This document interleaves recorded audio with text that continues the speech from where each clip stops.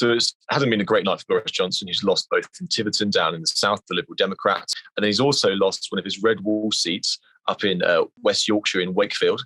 He has said, which is true, is that governing parties often don't fare well in by-elections. It's often the chance for protest voters to give the government a good kicking. However, I think this will worry Downing Street this morning. He is obviously out in Rwanda trying to parade the world stage at the Commonwealth Summit. And this by-election double whammy defeat really risks overshadowing that. We had the shock resignation of Tory party chairman Oliver Dowden. I think this was very, very unexpected. In quite a blistering letter posted at 5:30 this morning, as the sort of bleak picture of the by-elections became clear, has sent shockwaves through the Conservative Party. And in terms of how this letter reads, it's not an endorsement of the Prime Minister by any means. There's no direct criticism, but it does say that we can't carry on in the Tory party as business as usual. And so what he's really trying to say is that the Conservatives have to get back to election-winning ways. And I think that you can either read this letter as he is personally taking blame for the election defeat. Yeah, as party chairman, he oversees all campaigns.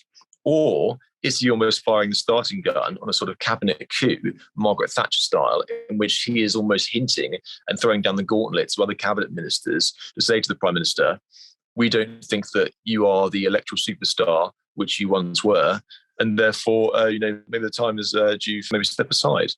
And so I think that, at the moment, cabinet support seems to be solid. You've had the Chancellor, Rishi Sunak, come out and say that while he thinks that Oliver Dowden is a great loss to the cabinet, he will be continuing to support the Prime Minister and focus on cost of living payments, which I really think that this is what most of the country are concerned about right now. This is what you're hearing from Boris Johnson and lots of the cabinet, is that this is not the time for another leadership challenge, because people are really, really feeling the squeeze.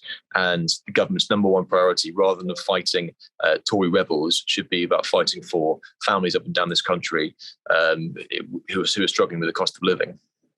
But Boris Johnson seems to be moving on from Mr Dowden's resignation quite quickly. He even had a quick swim after telephoning Oliver Dowden this morning. Mr Dowden told him that he was going to be resigning.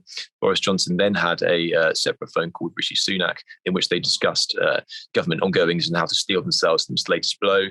Now, there has been some speculation that because Mr Dowden is now out and his shoes will have to be filled, this could potentially spark a wider cabinet merry-go-round and a reshuffle.